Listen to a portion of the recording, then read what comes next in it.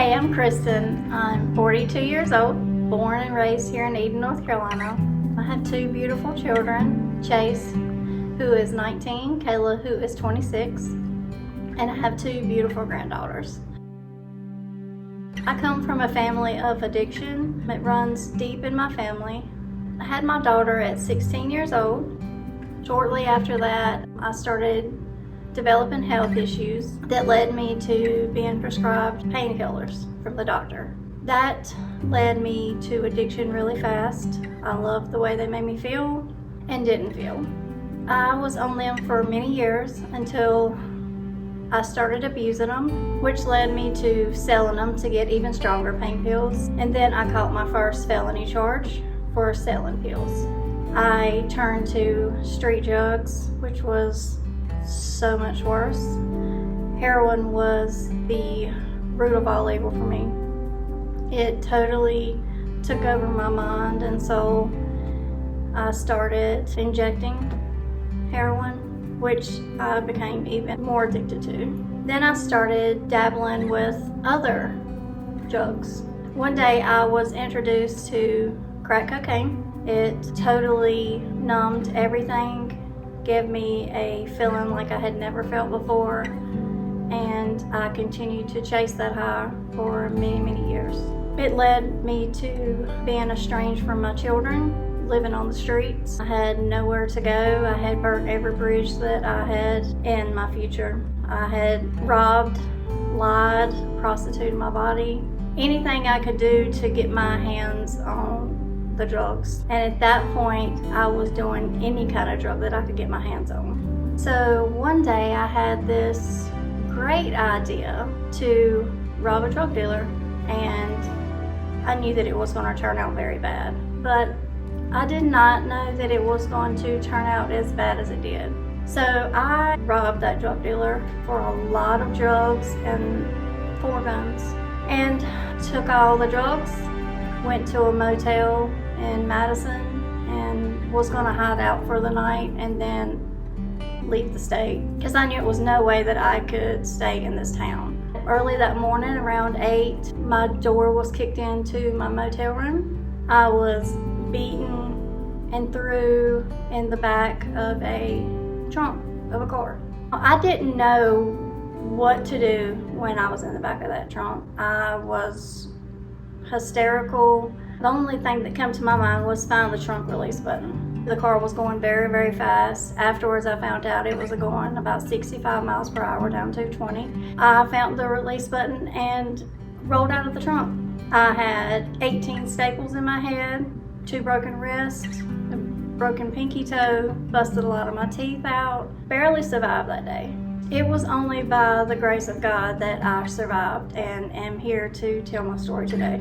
After getting released from the hospital, I had to live in fear and hiding for a few weeks, because not only did the drug dealer get very angry that I got away that day, but they put a bounty on my head to find me. So I was in constant fear until finally they was caught and arrested. Now I could sit here and tell you that, that changed my life, but it didn't. I just kept numbing the pain with drugs. I healed from the accident and just kept going. And I think I started going even harder.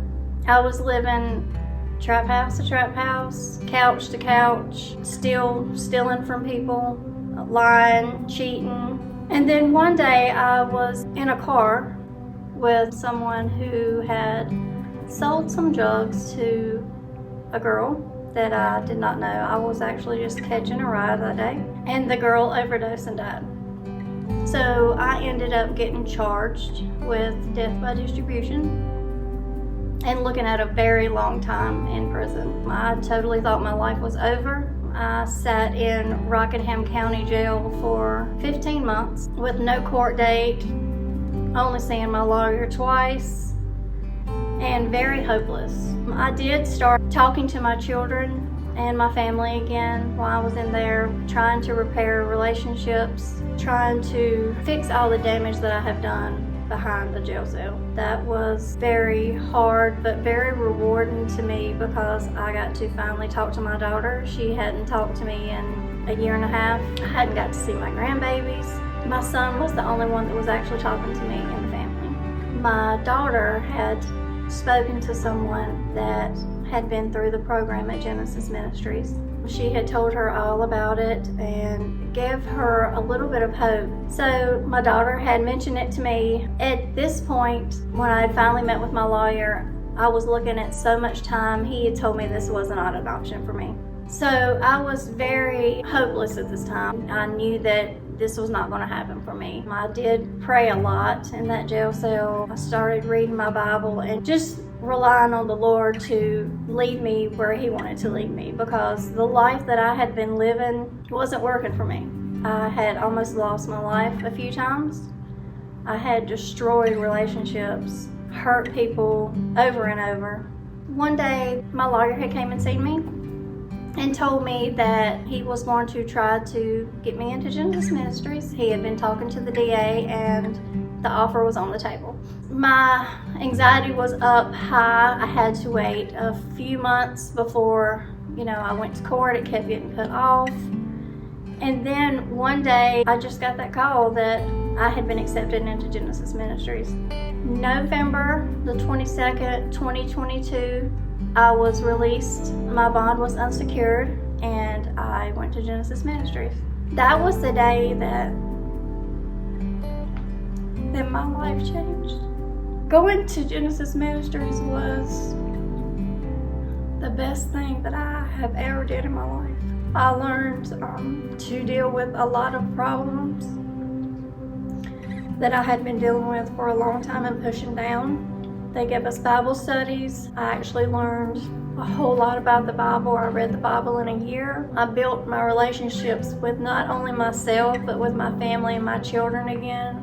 I learned who I am without drugs, the person that I haven't seen in a long, long time. I learned how to manage my money.